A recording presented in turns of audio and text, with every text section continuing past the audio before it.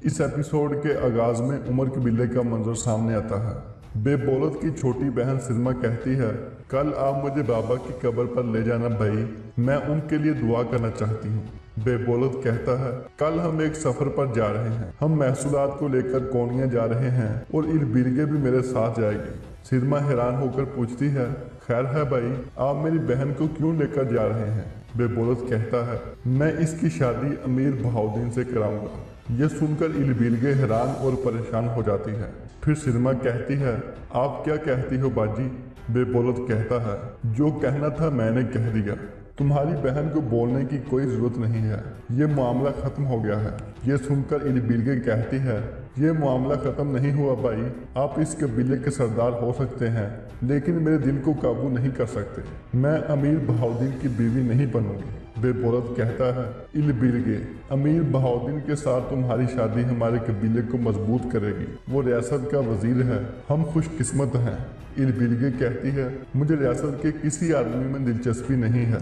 बेबोलत कहता है, अगर तुम्हारा दिल ये नहीं चाहता तो मैं तुम्हारा दिल निकाल दूंगा। इलबिलगे, तुम दिल से नहीं बल्कि दिमाग से सोचो, तुम रियासत के वजीर के साथ निकाह के बाद हमारी शुक्रगुजार होगी, मुझे गुस्सा मत दिलाओ।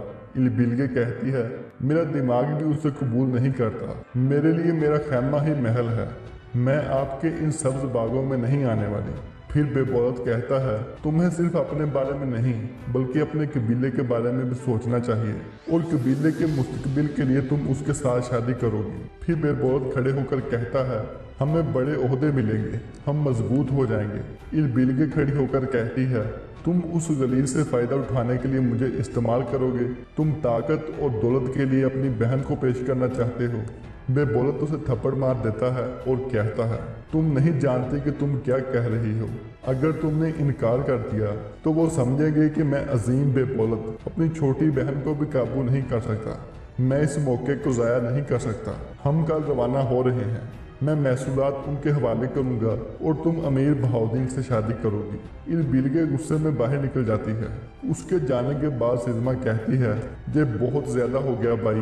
बेबोलत कहता है, तुम मुझे नसीहत मत करो, वो इसकी हकदार थी, अब जाओ और उसे राज़ी करो, जो भी हो सके वो करो, वरना मैं कसम खाता हूँ कि मैं अपने हाथों से उसे मार दूंगा। सिरमा जाने लगती है तो बेबोलत कहता है, आज शाम तैयार रहना, अर्तुगरुल साहब ने हमें दावत पर बुलाया है। सिरमा बाहर निकल जाती है। दूसरी तरफ काई कबीले में शाम के खाने की तैयारी हो रही थी। इस दौरान सलजान कहती है, मुझे उमर कबीले वाले बिल्कुल भी अच्छे नहीं लगते वालिदा, हमें उनके ज्यादा करीब नहीं होना चाहिए। हाइमा खातून कहती हैं, इलबिलगे ने अपना मुकदमा वापस ले लिया था, वरना पता नहीं गुंडूज के साथ क्या होता, और वो अपने किए पर भी शर्मिंदा है बेटी। दूसरी तरफ सिरमा इलबिलगे के पास पहुंची है और कहती है, हमारा भाई आपकी बेहतरी चाहता है, आप रियासत के बड़े अमीर की बीवी बनोगी। इलबिलगे कहती है, मैं उसकी बीवी नहीं बनूंगी, अगर तुम भी भाई की तरह बात करने आई हो तो यहाँ से चली जाओ। सिरमा कहती है, ये शादी हमारे कबीले को मजबूत करेगी, ये आप भी जानती हो। इलबिलगे कहती है, अल्हम्दुलिल्लाह हम काफ़ी मजबूत हैं, मैं उससे शादी करने की बजाय मरना पसंद करूंगी। सिरमा कहती है, ऐसा मत करो बाजी, आप जानती हो हमारे भाई का जहन तब्दील करना बहुत मुश्किल है, और आप इतनी मुज़ाहमत क्यों कर रही हो? क्या आप किसी और से प्यार करती हो? इलबिलगे गुस्से में कहती है, नहीं, ये तुमने कैसे सोच लिया? सिरमा कहती है, चलें आप बुरा ना माने, भाई ने कहा है कि शाम को तैयार रहना, अर्तुगरुल साहब ने खाने पर बुलाया है। ये सुनकर इलबिलगे हैरान हो जाती है। इसके बाद रात का वक्त हो जाता है। बेबोलत अपनी बहनों के साथ काई कबीले में पहुंच जाता है। फिर अर्तुगरुल उन सबको खुशामदीद कहता है। इसके बाद बेबोलत तोहफे के तौर पर एक कालीन देता है जिसे अर्तुगरुल बहुत पसंद करता है और उसकी तारीफ करता है। फिर बेबोलत कहता है, ये मेरी छोटी बहन सिरमा है, मैं इसको अपने साथ दावत में लाना चाहता था। अर्तुगरुल कहता है, खुशामदीद सिरमा खातून। इसके बाद वो खाने की मेज़ पर बैठ जाते हैं। बैठने के बाद सब खाना खाने लगते हैं, लेकिन इलबिलगे बहुत परेशान थी। सलजान भी उसको परेशान देखकर हैरान हो जाती है। दूसरी तरफ ड्रैगोस लफके किले में पहुंच चुका था। काई कबीले में बेबोलत खाना खाने के बाद हाइमा खातून का शुक्रिया अदा करता है और फिर अर्तुगरुल से पूछता है, आप महसूलात कब हमारे हवाले करेंगे अर्तुगरुल साहब? अर्तुगरुल कहता है, कल सुबह आर्तुग साहब आपके हवाले कर देंगे इंशाअल्लाह। بے بولت کہتا ہے اچھی بات ہے، ہمیں جلد ہی محصولات کو کونیا پہنچانا ہوگا، اس سے پہلے کہ منگول ہم پر زور ڈالیں۔ ارطغرل کہتا ہے یہ ایک لمبا اور خطرناک راستہ ہوگا بے بولت صاحب، آپ محتاط رہنا۔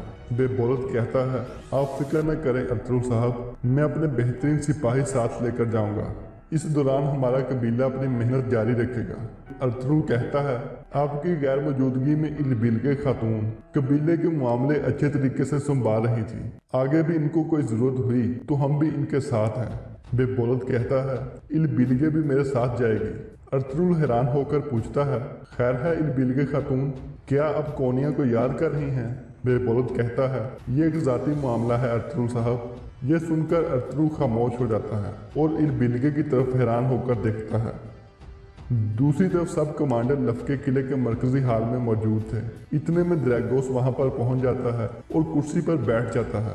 پھر دریگوس کہتا ہے عظیم کمانڈر یورانوس خوش آمدید۔ یورانوس کہتا ہے میں آپ کے لیے جان قربان کرنے آیا ہوں حضور۔ دریگوس کہتا ہے میں نے تم کو جانیں دینے کی بجائے جانیں لینے کے لیے بلایا ہے۔ یورانوس کہتا ہے اب قلعہ مکمل طور پر ہمارے قبضے میں ہے، میں کچھ جنگجو بھی اپنے ساتھ لایا ہوں جو ارطغرل کو مارنے میں ہماری مدد کریں گے۔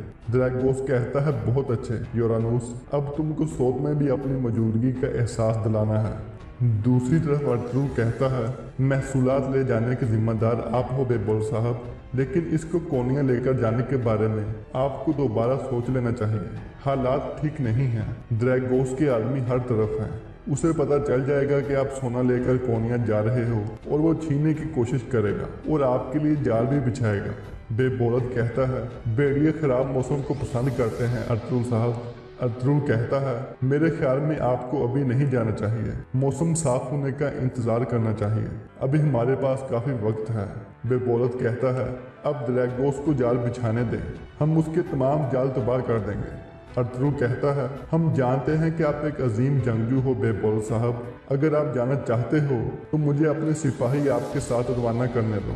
بے بولت کہتا ہے اگر میرے سامنے پہاڑ بھی کھڑے ہو جائیں تو میں ان کے اوپر سے گزر جاؤں گا ارطغرل صاحب، آپ کی پیشکش کے لیے شکریہ، لیکن مجھے اپنا کام خود کرنے دیں۔ یہ سن کر ارطغرل خاموش ہو جاتا ہے۔ دوسری طرف خیمے میں سلجان البلگے سے پوچھتی ہے آپ کونیا کیوں جا رہے ہو البلگے خاتون؟ البلگے کہتی ہے میرے بھائی نے یہ بتانا مناسب نہیں سمجھا تو اسی لیے میں بھی نہیں بتا سکتی۔ دوسری طرف لفکے قلعے میں دریگوس پوچھتا ہے کیا تم لوگوں کو سونا اور خون بہانا پسند ہے؟ یہ سن کر وہ تینوں آدمی ہاں میں سر ہلاتے ہیں۔ دریگوس کہتا ہے بہت اچھے، مجھے یقین ہے کہ اب جو ذمہ داری میں آپ کو دے رہا ہوں وہ آپ کو بہت پسند آئے گی۔ یورانوس پوچھتا ہے کیا ذمہ داری ہے حضور؟ دریگوس کہتا ہے منگولوں کے لیے جو سونا اکٹھا کیا گیا ہے وہ کل کونیا روانہ ہو جائے گا یورانوس، لیکن ہم ہر حال میں وہ سونا حاصل کریں گے۔ عمر قبیلے کا سردار بے بولت اس قافلے کا سردار ہوگا، لیکن جب ہم سونا حاصل کریں گے تو سب سے زیادہ مصیبت ارطغرل پر آئے گی۔ یورانوس پوچھتا ہے اگر سونا عمر قبیلے والے لے جا رہے ہیں تو ارطغرل کیسے مصیبت میں پڑے گا؟ دریگوس کہتا ہے سلجوقوں اور منگولوں میں کچھ ایسے لوگ ہیں جو ارطغرل کو تباہ کرنے کا بہانہ بنا رہے ہیں، اس واقعے کا ذمہ دار ارطغرل کو سمجھا جائے گا۔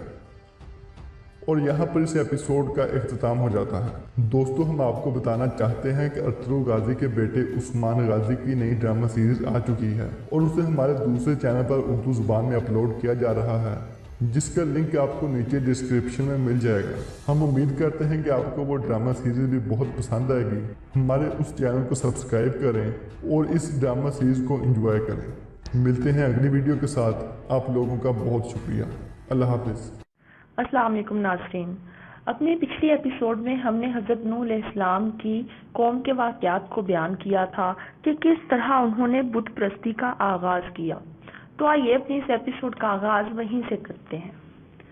تمہارے بزرگوں کے معبود اور خدا یہی بت تھے، وہ انہی کی عبادت کیا کرتے تھے، لہذا تم بھی انہی کی عبادت کیا کرو۔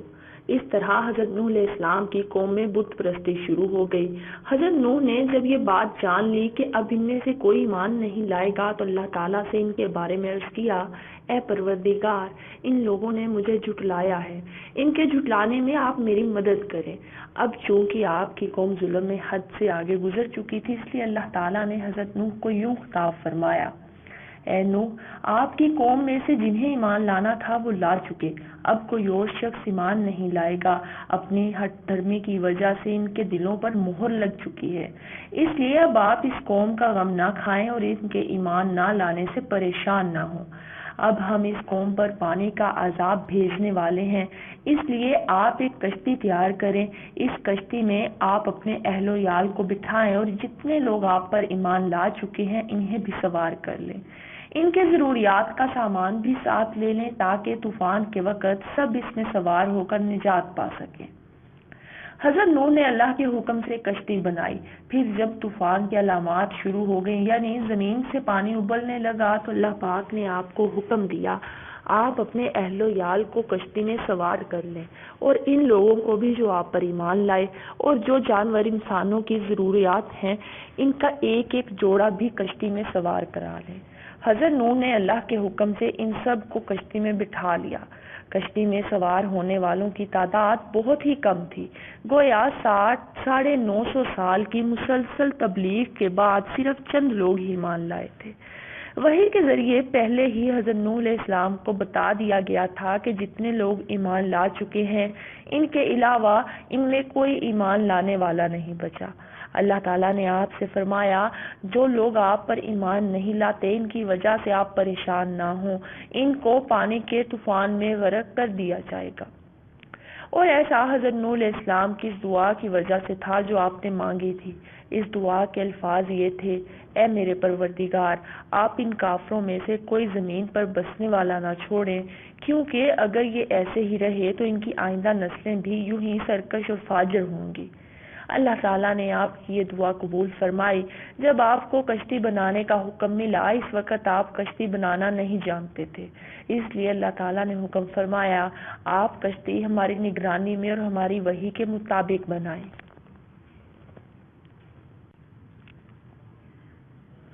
احادیث میں ہے کہ جبرائیل امین علیہ السلام نے وحی کے ذریعے حضرت نوح علیہ السلام کو کشتی بنانا سکھایا۔ آپ نے چھال کی لکڑی سے کشتی بنائی۔ تاریخ کی کتابوں میں ذکر ملتا ہے کہ اس کشتی کی لمبائی 300 گز، چوڑائی 50 گز اور اونچائی 30 گز تھی۔ یہ 3 منزلہ تھی، اس میں روشن دان بھی بنائے گئے تھے جو آمنے سامنے کھلتے تھے۔ اس طرح جہاز بنانے کا طریقہ خود اللہ تعالیٰ نے وحی کے ذریعے حضرت نوح کو بتا دیا۔ طب نبوی میں ذکر ملتا ہے کہ انسان کے لیے جتنی صنعتوں کی ضرورت تھی ان سب کی ابتدا بذریعہ وحی کسی نہ کسی پیغمبر کے ذریعے عمل میں آئی، پھر زمانے کے ساتھ ساتھ ان ایجادات میں تبدیلیاں کی جاتی رہیں اور ترقی یافتہ شکل دی جاتی رہی۔ یہ سلسلہ بھی حضرت آدم علیہ السلام سے شروع ہوا۔ آپ کو زمین کی آباد کاری کے متعلق بتایا گیا۔ پیسے کی ایجاد بھی حضرت آدم علیہ السلام کے ہاتھوں ہوئی۔ اللہ تعالیٰ نے کشتی سازی کی تعلیم دینے کے ساتھ ساتھ یہ بھی فرمایا، آپ کی قوم پر پانی کا طوفان آئے گا، آپ اپنی شفقت کی وجہ سے ان کی سفارش نہ کیجیے گا۔ حضرت نوح کے کشتی بنانے کے بعد ان کی قوم کے سردار جب انہیں یہ کام کرتے ہوئے دیکھتے تو پوچھتے، یہ تم کیا کر رہے ہو؟ آپ جواب میں فرماتے، طوفان آنے والا ہے اس لیے کشتی تیار کر رہا ہوں۔ ان کی قوم ان کا مذاق اڑاتی اور کہتی، یہاں پینے کے لیے پانی نہیں ملتا، کیا آپ خشکی پہ یہ کشتی چلائیں گے؟ اس پر حضرت نوح علیہ السلام ان سے فرماتے، آج تم لوگ میرا مذاق اڑاتے ہو، ایک دن ایسا آئے گا جب خود تمہارا مذاق اڑے گا۔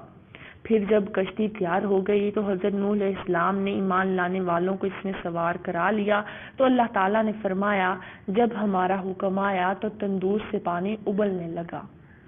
بعض تفاسیر کے مطابق یہاں تندور سے مراد زمین کی سطح ہے۔ کہا جاتا ہے کہ پانی ابلنے کا مقام عین الوردہ تھا، یہ جگہ ملک شام میں تھی۔ بعض روایات میں ہے کہ پانی ابلنے کا مقام کوفہ تھا۔ حضرت شیبی رحمۃ اللہ علیہ کہتے ہیں، میں قسم کھا کر کہتا ہوں کہ یہ تندور کوفہ شہر کے کونے میں تھا، اور حضرت نوح علیہ السلام نے اپنی کشتی کوفہ کی مسجد کے اندر بنائی تھی، اسی مسجد کے دروازے پر تندور تھا۔ حضرت ابن عباس رضی اللہ تعالیٰ عنہ فرماتے ہیں، اللہ تعالیٰ نے حضرت نوح علیہ السلام سے فرمایا تھا کہ جب آپ یہ دیکھیں کہ آپ کے گھر سے تندور میں پانی ابلنے لگا ہے تو سمجھ لیں طوفان آ گیا۔ امام قرطبی فرماتے ہیں جب طوفان ابلنے لگا تو روٹی پکانے کے تندور سے بھی پانی نکلا، سطح زمین سے بھی ابلا، ملک شام میں عین الوردہ کے تندور سے بھی نکلا۔ اللہ تعالیٰ نے فرمایا ہم نے آسمانوں کے دروازے موسلا دھار بارش کے لیے کھول دیے اور زمین سے چشمے ہی چشمے پھوٹ پڑے۔ یہاں یہ بات بھی غور کے قابل ہے کہ اللہ تعالیٰ نے کشتی میں صرف ان جانوروں کو سوار کرنے کا حکم دیا جو پانی میں زندہ نہیں رہ سکتے تھے۔ پانی میں زندہ رہ سکنے والے جانوروں کو سوار کرنے کا حکم نہیں دیا گیا۔ مطلب یہ کہ کشتی میں دنیا بھر کے جانور سوار نہیں کیے گئے تھے۔ کشتی میں کل کتنے لوگ تھے ان کی تعداد کا نہ قرآن پاک میں کوئی پتہ ہے نہ احادیث میں۔ البتہ حضرت ابن عباس رضی اللہ تعالیٰ عنہ فرماتے ہیں ان کی تعداد 80 تھی۔ ان میں حضرت نوح علیہ السلام کے 3 بیٹے سام، حام اور یافس اور ان کی 3 بیویاں سوار تھیں۔ چوتھا بیٹا چونکہ آپ پر ایمان نہیں لایا تھا اس لیے کشتی میں سوار نہیں ہوا تھا۔ جب کشتی پانی کی سطح پر بلند ہونے لگی تو حضرت نوح نے اسے پکارا، اے میرے پیارے بیٹے ایمان لے آ اور کشتی میں سوار ہو جا۔ اس پر اس نے کہا میں ابھی کسی پہاڑ کی پناہ لے لوں گا، اس طرح میں غرق ہونے سے بچ جاؤں گا۔ اس وقت دراصل طوفان کی ابتدا تھی، پانی ابھی اتنا اونچا نہیں ہوا تھا۔ اس کے جواب میں حضرت نوح علیہ السلام نے فرمایا آج کے دن اللہ کے قہر سے کوئی بچانے والا نہیں، یعنی نہ پہاڑی بچا سکے گی نہ کوئی اور چیز، اللہ ہی رحم کرے تو اسے بچا لے۔ اب چونکہ حضرت نوح علیہ السلام باپ تھے، باپ کی طبیعت نے جوش مارا اور بیٹے کو طوفان میں گھرتے دیکھ کر پکار اٹھے، اے پروردگار آپ نے مجھ سے وعدہ فرمایا ہے کہ میرے خاندان کو طوفان سے بچا لیں گے، بے شک آپ کا وعدہ سچا ہے۔ صورتحال یہ ہے کہ میرا بیٹا جو میرے گھر والوں میں شامل ہے طوفان کی نظر ہو رہا ہے اور آپ تو حکم الحاکمین ہیں، ہر چیز آپ کی قدرت میں ہے، آپ اب بھی اسے طوفان سے بچا سکتے ہیں۔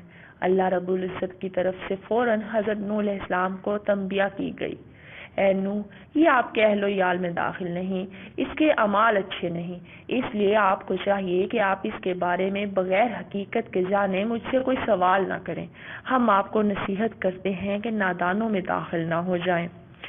اللہ تعالیٰ کے ارشاد سے معلوم ہوا کہ نوح علیہ السلام کو اپنے بیٹے کے کفر کے بارے میں معلوم نہیں تھا، اس کے منافق پن کی وجہ سے آپ اسے مسلمان ہی جانتے تھے، اس لیے اسے اپنا اہل قرار دے کر اس کے حق میں دعا کر بیٹھے۔ اگر انہیں حقیقت معلوم ہوتی تو کبھی اس کے حق میں دعا نہ کرتے، اس لیے کہ آپ کو پہلے ہی صاف طور پر یہ حکم دے دیا گیا تھا کہ جب طوفان آ جائے تو ان کافروں کے بارے میں کوئی سفارش نہ کیجیے گا۔ اب پھر پانی بلند ہوتا چلا گیا، بلند اور بلند ہوتا چلا گیا۔ تاریخ بتاتی ہے کہ اونچے سے اونچے پہاڑ سے بھی 15-20 گز یا پھر 40 گز اونچائی تک پانی ہی پانی تھا۔ پھر اللہ تعالیٰ نے زمین کو حکم فرمایا، اے زمین تو اپنا پانی نگل لے۔ اس حکم کا مطلب یہ تھا کہ جس قدر پانی زمین سے نکلا تھا اسی قدر پانی زمین اپنے اندر اتار لے۔ آسمان کو حکم فرمایا، اب پانی برسانا بند کر دے۔ اس طرح زمین سے نکلا ہوا پانی زمین میں چلا گیا، آسمان سے پانی برسنا بند ہو گیا۔ آسمان سے جو پانی برسا تھا اسے قدرت نے دریا اور ندیوں کی شکل دے دی تاکہ انسان اس سے فائدہ اٹھائے۔ زمین اور آسمان نے اللہ تعالیٰ کے احکامات کی تعمیل کی، اس طرح طوفان ختم ہو گیا۔ حضرت نوح علیہ السلام کی کشتی جودی پہاڑ پر جا ٹھہری، ظالموں کو ہمیشہ کے لیے رحمت سے محروم کر دیا گیا۔ جودی پہاڑ اب بھی اپنی اصل شکل میں موجود ہے۔ یہ پہاڑ حضرت نوح علیہ السلام کے اصل وطن عراق میں موصل کے شمال میں جزیرہ ابن عمر کے قریب آرمینیا کی سرحد پر ہے۔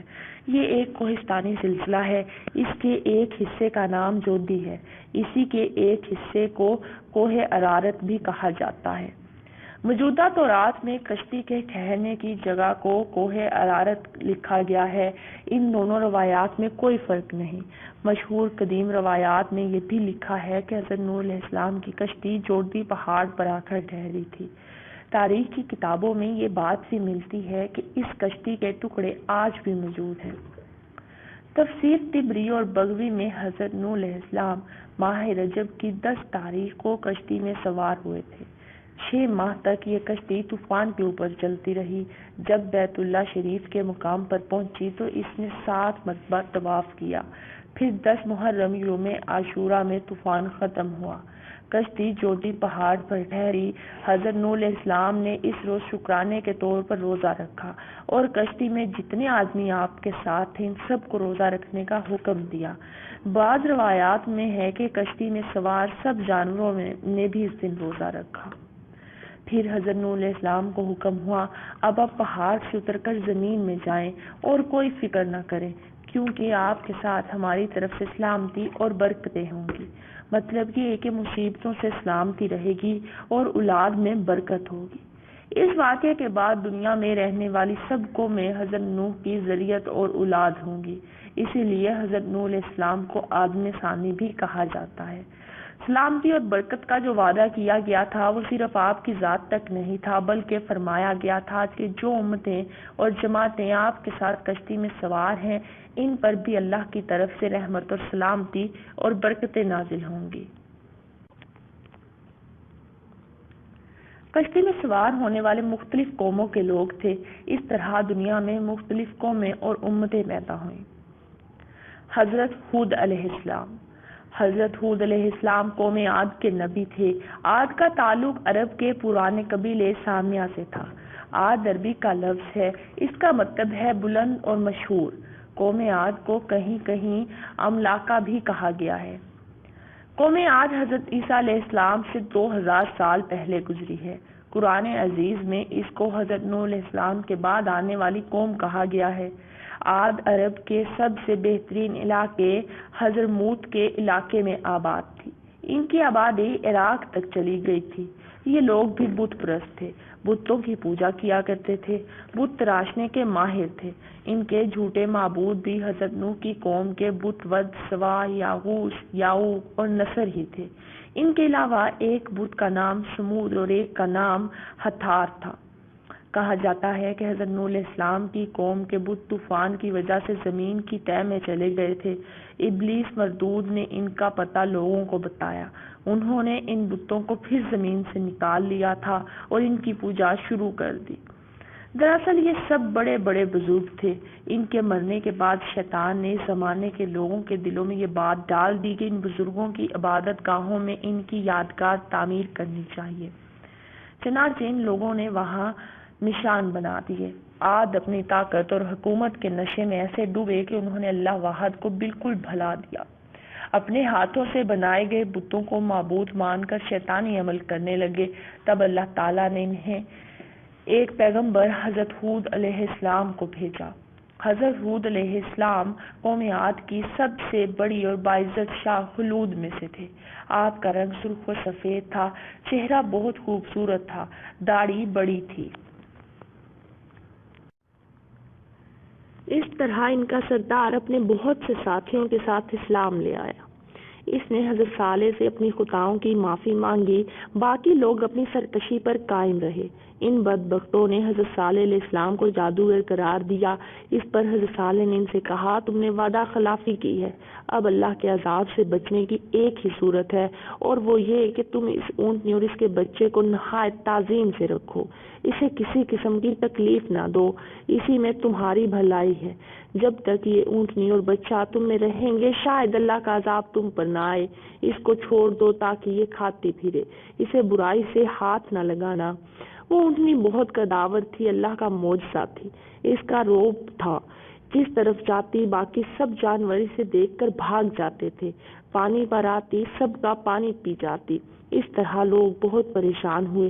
انہوں نے حضرت صالح سے شکایت کی، یہ اونٹنی تو بہت پانی پی جاتی ہے، ہمارے لیے باقی نہیں بچتا۔ اس لیے حضرت صالح نے اس مسئلے کو حل کرنے کے لیے ان سے فرمایا، ایک دن تم کنویں سے پانی لیا کرو، دوسرے دن اونٹنی پیا کرے گی، اور جس دن یہ پانی پیے گی اس دن تم اس کا دودھ نکال دیا کرو۔ چنانچہ اس طرح کیا گیا۔ ایک دن اونٹنی پیتی، اس دن وہ لوگ اونٹنی کے دودھ سے اپنے برتن بھر لیتے، دوسرے دن وہ پانی لیتے۔ کچھ دن تک یہ سلسلہ اسی طرح چلتا رہا، لیکن پھر وہ اس اونٹنی سے تنگ آ گئے۔ ان کے تنگ آنے کی وجہ یہ تھی کہ وہ جہاں سے گھاس چرتی وہاں گھاس ختم کر دیتی اور دوسرے جانوروں کے لیے گھاس نہ بچتی۔ اب جن لوگوں نے جانور پالے ہوئے تھے انہیں یہ بات سخت ناگوار گزرتی۔ اب وہ سوچنے لگے کہ کس طرح اس اونٹنی سے نجات حاصل کی جائے تاکہ ان کے جانور بھی فراغت سے چر سکیں۔ دوسری طرف وہ عہد کر چکے تھے کہ اونٹنی سے کوئی برا سلوک نہیں کریں گے، اس لیے وعدہ خلافی سے ڈرتے بھی تھے کہ کہیں اللہ کا عذاب نہ آ جائے۔ اس موقع پر پھر شیطان آگے آیا، اس نے کچھ نوجوان عورتوں کو اکسایا۔ عورتوں نے اعلان کیا، جو شخص بھی اس اونٹنی کو قتل کرے گا وہ ہم میں سے جس سے چاہے شادی کر سکے گا۔ اس اعلان کو سن کر دو آوارہ گرد نوجوان قدار بن ثعلب اور مزدہ اونٹنی کو قتل کرنے کے لیے تیار ہو گئے۔ ان عورتوں کے بھی بہت سے جانور تھے، اس لیے یہ دوسروں سے زیادہ پریشان تھی۔ اس طرح یہ دونوں بدنیت آدمی اونٹنی کے قتل کی تدبیریں کرنے لگے۔ آخر ایک دن تیر اور تلواریں لیے اپنے کچھ ساتھیوں سمیت اونٹنی کے راستے میں بیٹھ گئے۔ وہ ایک تنگ سی گلی تھی۔ اونٹنی چراگاہ سے واپس لوٹی، اسے آتے دیکھ کر مزدہ نے اپنی کمان میں تیر چڑھایا اور اونٹنی کی پیشانی پر مارا۔ اب سب نے مل کر شور مچاتے ہوئے اونٹنی پر حملہ کر دیا، لیکن اونٹنی اس قدر قداور تھی کہ اس نے کسی کو نزدیک نہ آنے دیا۔ آخر قدار نے اس کے پیچھے جا کر وار کیا، تلوار اس کی کونچوں پر ماری، اونٹنی زمین پر گری، ساتھ ہی باقی لوگ تلواروں کے وار کرنے لگے اور آخر کار انہوں نے اس اونٹنی کو قتل کر دیا جسے ناقۃ اللہ کہا گیا تھا۔ اس سے پہلے ہی حضرت صالح نے انہیں خبردار کیا تھا۔ سورۃ شمس میں اللہ تعالیٰ نے فرمایا تھا، قوم سود نے اپنی سرکشی کے سبب جھٹلایا، پس اللہ کے رسول نے ان سے کہہ دیا کہ یہ اونٹنی اللہ کی طرف سے معجزہ ہے اور اسے چھوڑ دو کہ خدا کی زمین میں چرتی پھرے۔ پس انہوں نے پیغمبر کو جھٹلایا اور اونٹنی کی کونچیں کاٹ دیں۔ بس ان کے پروردگار نے ان کے گناہ کے سبب زمانے کو ان پر الٹ مارا، پس برابر کر دیا انہیں، اور پروردگار ان کے انجام سے نہیں ڈرتا۔ جب شہر کے لوگوں کو معلوم ہوا کہ اونٹنی کو قتل کر دیا گیا ہے تو وہ بہت خوش ہوئے، اس کا گوشت تقسیم کیا اور گھروں کو لے گئے۔ ادھر اونٹنی کے بچے نے اپنی ماں کو قتل ہوتے دیکھا تو وہ بھاگ کھڑا ہوا اور اسی پہاڑ پر جا کر چڑھا جس سے اونٹنی پیدا ہوئی تھی اور اسی میں غائب ہو گیا۔ حضرت صالح کو اونٹنی کے قتل کی خبر ملی تو افسوس کرتے ہوئے باہر نکلے اور شہر والوں سے فرمایا، تم نے اللہ کے عذاب کو خود دعوت دی ہے، اب عذاب آ کر رہے گا۔ اس پر آپ کی قوم نے کہا، اے صالح، اس عذاب کو ہمارے پاس لے آ جس کی تو ہمیں دھمکی دے رہا ہے۔ وہ لوگ اللہ کے عذاب کو بچوں کا کھیل سمجھ رہے تھے، حضرت صالح کی باتیں ہوائی سمجھ رہے تھے۔ وہ اپنے سے پہلی قوموں کی عبرتناک انجام کو بھلا بیٹھے تھے۔ قرآن کریم نے اللہ کی اونٹنی کے ان قاتلوں کو سب سے زیادہ بدبخت فرمایا ہے۔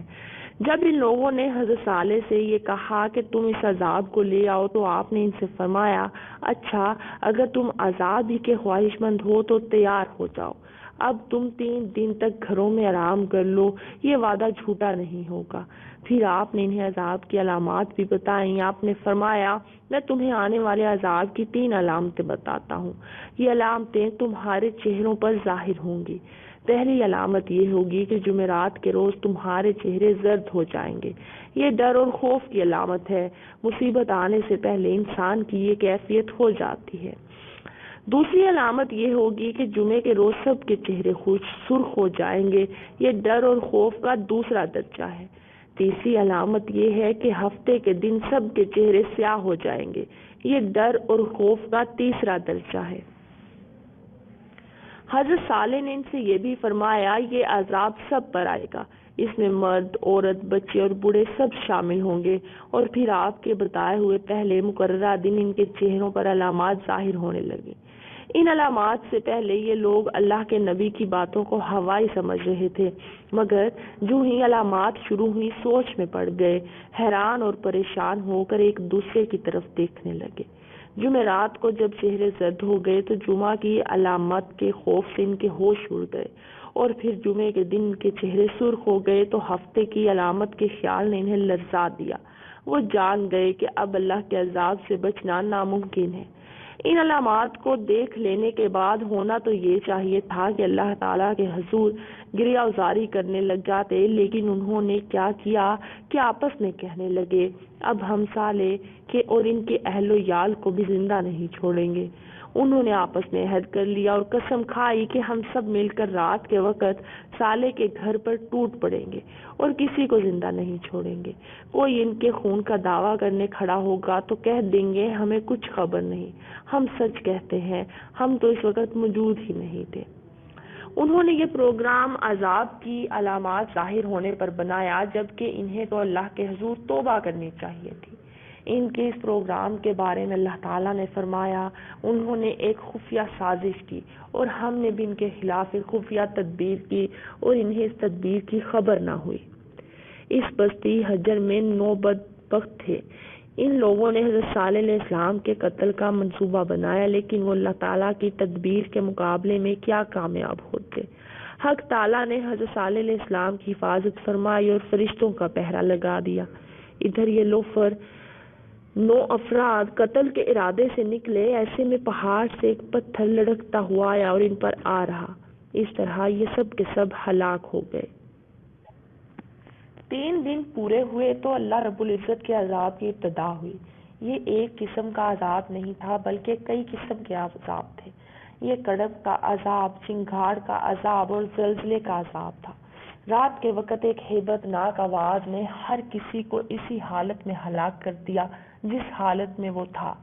ایک کوندنے والی بجلی تھی جو بار بار چمکتی، کوندتی، گرجتی، لرزتی ہوئی کبھی ایک مقام پر گزرتی تو کبھی دوسرے مقام پر۔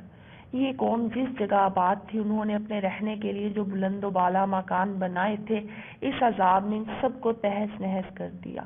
سمود کی قوم نے خود عذاب کا مطالبہ کیا تھا، وہ تمام کی تمام اس عذاب سے ہلاک ہوئی۔ بس ایک شخص ابو رغال بچ گیا۔ وہ ایسے بچا کہ عذاب کے وقت مکہ معظمہ گیا ہوا تھا، وہ گویا امن کے شہر میں گیا ہوا تھا، اس لیے اس وقت تو عذاب سے محفوظ رہا۔ لیکن جب یہ مکہ معظمہ سے باہر نکلا تو جس عذاب سے ساری قوم ہلاک ہوئی تھی، یہ بھی اسی سے ہلاک ہوا۔ ایک حدیث میں ہے کہ آپ صلی اللہ علیہ وآلہ وسلم کا گزر ابو رغال کی قبر کے پاس سے ہوا۔ آپ نے صحابہ کرام سے دریافت فرمایا، جانتے ہو یہ قبر کس کی ہے؟ صحابہ نے عرض کیا، اللہ اور اس کے رسول ہی کو اس کا علم ہے۔ آپ نے ارشاد فرمایا، یہ ابو رغال کی قبر ہے۔ یہ قوم سمود کا ایک فرد تھا۔ جب قوم سمود پر عذاب آیا تو یہ شخص اس وقت حرم پاک کی سرزمین میں تھا۔ حرم پاک کے احترام کی وجہ سے اس وقت تو یہ عذاب سے محفوظ رہا، لیکن جب یہ حرم سے باہر نکلا تو جس قسم کا عذاب باقی قوم پر آیا تھا، اسے بھی اسی قسم کے عذاب نے آ لیا اور یہ بھی ہلاک ہو گیا۔ آپ نے یہ بھی فرمایا، جب اسے دفن کیا گیا تو اس کے پاس سونے کی ایک سلاخ تھی، وہ بھی اس کے ساتھ ہی دفن ہو گئی تھی۔ یہ سن کر لوگوں نے اس کی قبر کھود ڈالی، اس میں واقعی سونے کی سلاخ موجود تھی۔ حضور صلی اللہ علیہ وآلہ وسلم نے صحابہ کرام کو جو بتایا تھا بالکل ایسا تھا۔ صحابہ نے سلاخ کو نکال لیا۔ کہا جاتا ہے کہ طائف کے لوگ ابو رغال کی نسل سے ہیں۔ حضرت صالح علیہ السلام پر جو لوگ ایمان لائے تھے، اللہ تعالیٰ نے انہیں اپنی رحمت سے محفوظ رکھا، عذاب ان پر اثر انداز نہیں ہوا۔ اللہ تعالیٰ فرماتے ہیں، اور ہم نے انہیں بچا لیا جو ایمان اور تقوی رکھتے تھے۔ اللہ تعالیٰ کی قدرت دیکھیں کہ مومن اور کافر ایک ساتھ رہ رہے تھے۔ عذاب آیا تو اس نے چن چن کر ان لوگوں کو ہلاک کیا جو ایمان نہیں لائے تھے، اور جو ایمان لائے تھے عذاب انہیں چھو کر بھی نہیں گزرا۔ حضرت صالح علیہ السلام پر ایمان لانے والے مسلمانوں کی تعداد 120 تھی اور ہلاک ہونے والے تقریباً 1500 گھرانے تھے۔ قوم سمود کی ہلاکت کے بعد حضرت صالح علیہ السلام ایمان لانے والوں کو ساتھ لے کر ہجر سے فلسطین کے علاقے میں چلے گئے۔ یہ مقام ہجر سے قریب تھا اور تھا بھی سرسبز و شاداب۔ آپ کی عمر 85 سال ہوئی، بعض کتب میں عمر 280 سال بھی لکھی ہے۔ سمود کی بستیوں کے کھنڈرات اور آثار آج بھی موجود ہیں۔ تحقیق کرنے والے کچھ لوگوں نے ان کو اپنی آنکھوں سے دیکھا ہے۔ ان کا بیان ہے کہ وہ ایسے مکان میں داخل ہوئے جو شاہی حویلی کہی جاتی ہے۔ اس میں بہت سے کمرے ہیں۔ اس میں حویلی کے ساتھ ایک بہت بڑا حوض ہے۔ یہ پورا مکان پہاڑ کاٹ کر بنایا گیا ہے، لیکن اس سے بھی پہلے آقا حضرت صلی اللہ علیہ وآلہ وسلم نے ان کی نشاندہی فرمائی تھی۔ حضرت عبداللہ بن عمر سے روایت ہے کہ آپ تبوک کی طرف جاتے ہوئے وادی حجر سے گزرے۔ وہاں سمود کی بستیاں تھیں۔ صحابہ کرام سمود کے کنویں سے پانی بھر کر آٹا گوندنے اور روٹیاں پکانے لگے۔ جب آپ کو علم ہوا تو آپ نے پانی گرا دینے اور ہانڈیاں الٹ دینے کا حکم دیا، اور اس کے بعد ارشاد فرمایا، یہ وہ بستی ہے جس پر اللہ کا عذاب ہوا۔ یہاں قیام نہ کرو اور نہ یہاں کی کسی چیز سے فائدہ اٹھاؤ، اور یہاں سے آگے چل کر پڑاؤ ڈالو، ایسا نہ ہو کہ تم بھی کسی بلا میں مبتلا ہو جاؤ۔ آج کے لیے اتنا ہی۔ اپنی نیکسٹ ایپیسوڈ کا آغاز یہیں سے کریں گے۔ تب تک کے لیے اللہ حافظ۔ آپ نے اپنی قوم کو اللہ تعالیٰ کی طرف بلایا، اس کی عبادت کی دعوت دی۔ وہ لوگ بہت ظالم اور سرکش تھے، انہیں ظلم و ستم کرنے سے منع کیا۔ قوم عاد نے آپ کی ایک نہ سنی، الٹا انہیں سختی سے جھٹلایا اور غرور و تکبر کرنے لگے۔ آج دنیا میں ہم سے زیادہ طاقتور اور شان و شوکت کا مالک کون ہے؟ ہود علیہ السلام مسلسل اسلام کی تبلیغ میں لگے رہے، قوم کو اللہ کے عذاب سے ڈراتے رہے، انہیں بتاتے رہے کہ غرور اور سرکشی کا انجام بہت بھیانک ہوگا۔ آپ نے قوم نوح کی مثال دے کر انہیں سمجھایا، طوفان کی کیفیت ان کے سامنے بیان کی۔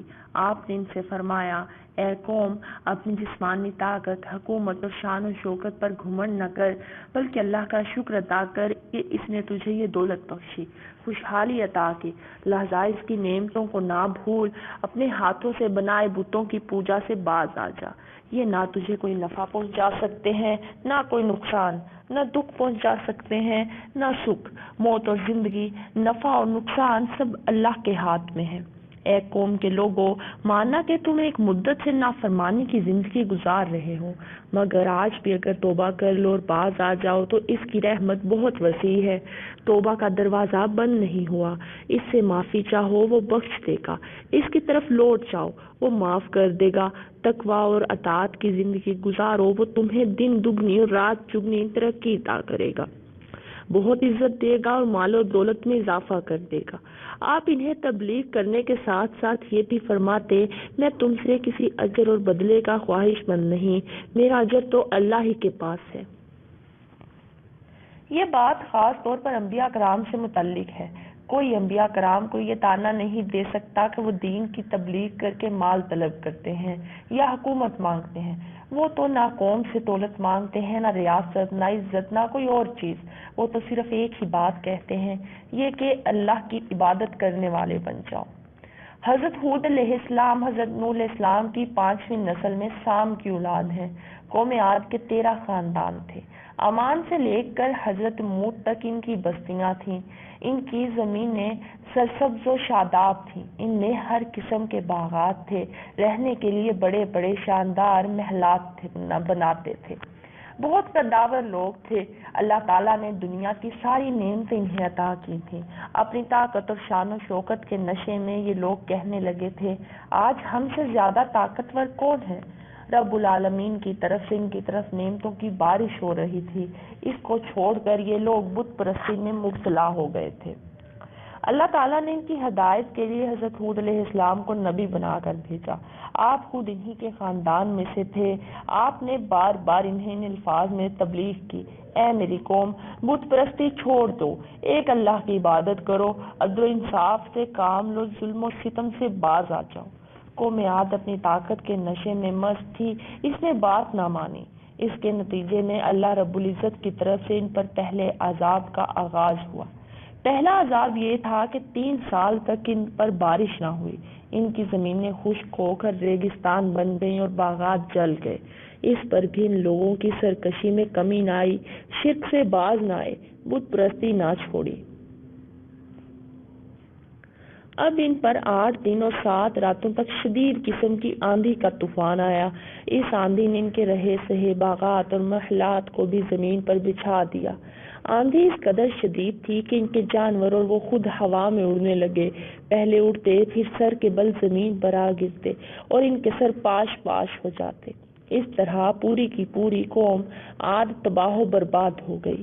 اللہ تعالیٰ کا ارشاد ہوا، ہم نے جھٹلانے والوں کی نسل کاٹ دی۔ مطلب یہ کہ چونکہ قوم عاد پوری کی پوری تباہ کر دی گئی تھی، اس لیے آئندہ ان کی نسل کا سلسلہ ختم ہو گیا۔ حضرت ہود علیہ السلام اور ان پر ایمان لانے والوں نے عذاب کے وقت ایک گھیردار جگہ میں پناہ لی تھی۔ یہ عجیب بات تھی کہ اس طوفانی ہوا سے بڑے بڑے محلات تو گر گئے، مگر اس گھیردار جگہ میں ہوا معمول کے مطابق چلتی رہی۔ ہود علیہ السلام اور ان کے ساتھی اس جگہ پرسکون انداز میں بیٹھے رہے، انہیں کسی قسم کی تکلیف نہیں ہوئی۔ قوم کے ہلاک ہو جانے کے بعد یہ لوگ مکہ معظمہ میں آ گئے۔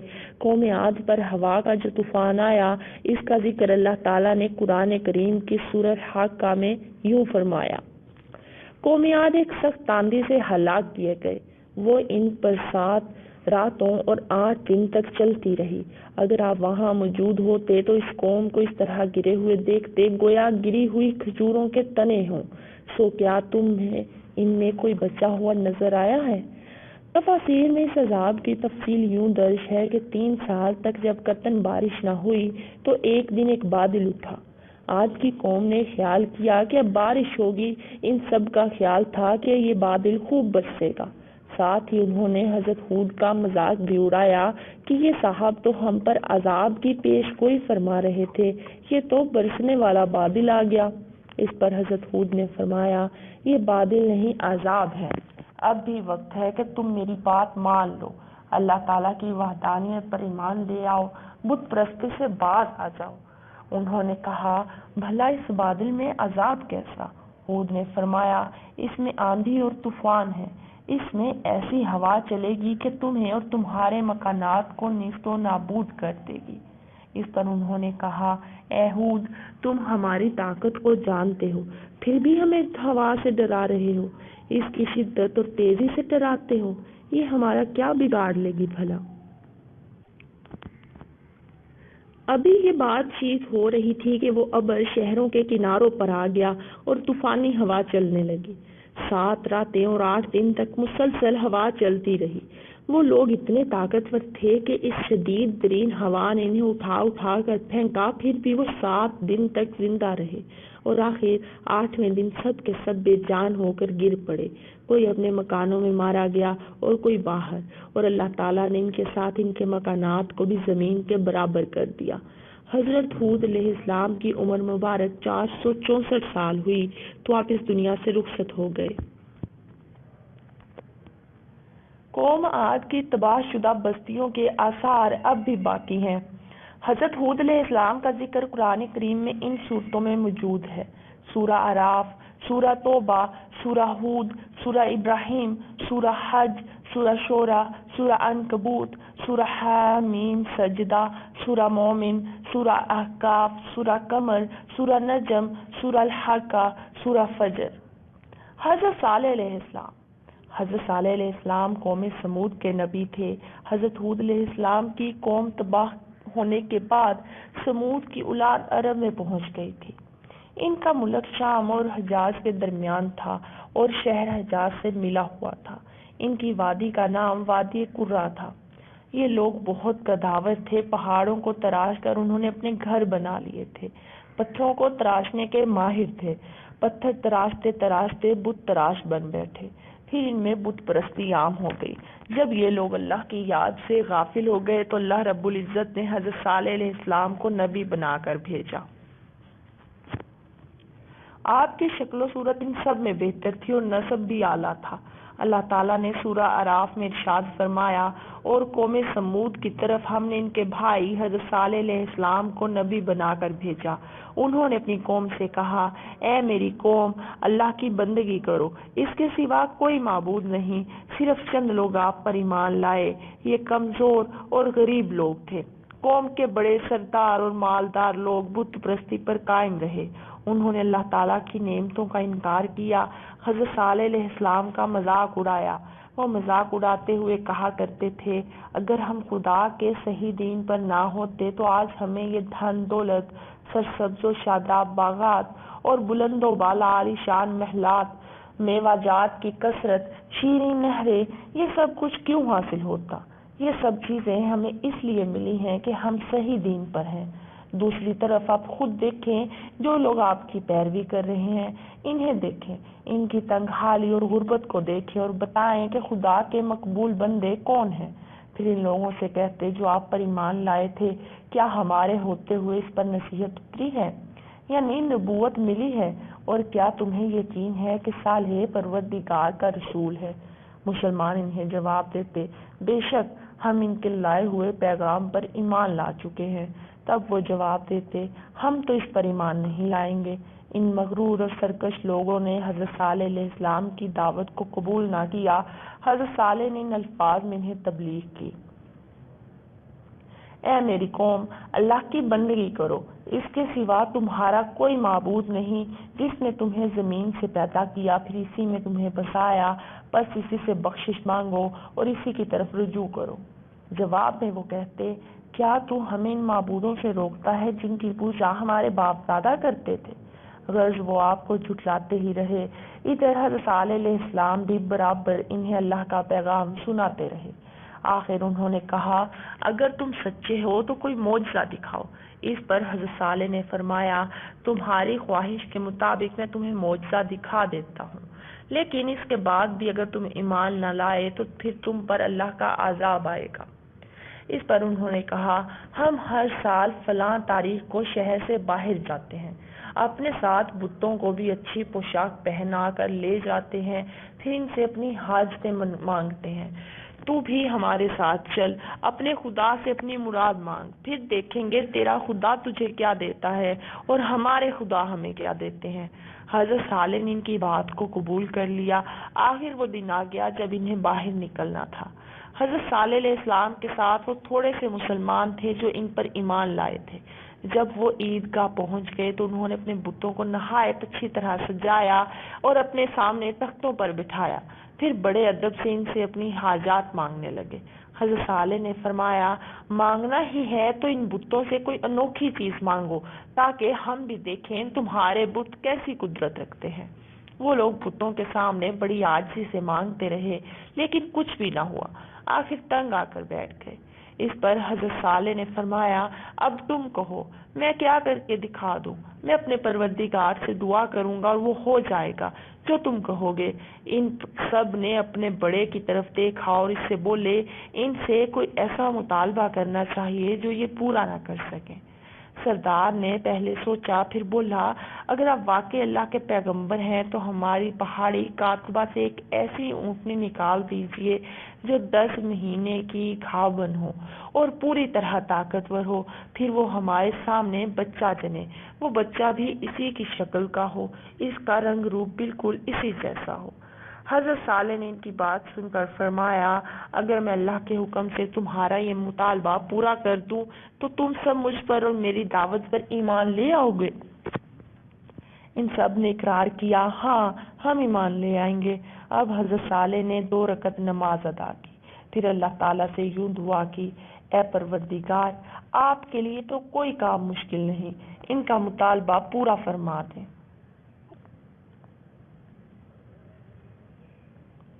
مسلمان بھی اس وقت آپ کے پاس کھڑے تھے۔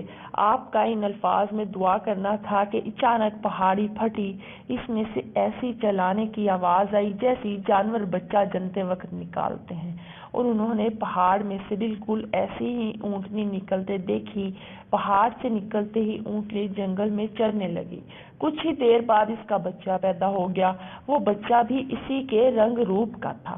اس واقعے کا ذکر کرتے ہوئے اللہ تعالیٰ نے فرمایا، بے شک تمہارے رب کی طرف سے یہ واضح دلیل آ چکی، یہ تمہارے لیے اللہ کے نام پر چھوڑی ہوئی اونٹنی ہے، تمہارے لیے ایک فیصلہ کن نشانی ہے۔ بس اسے کھلا چھوڑ دو کہ خدا کی زمین میں جہاں چاہے چرے، اسے کسی قسم کا نقصان نہ پہنچاؤ ورنہ تمہیں دردناک عذاب آ پکڑے گا۔ بے شک صالح کا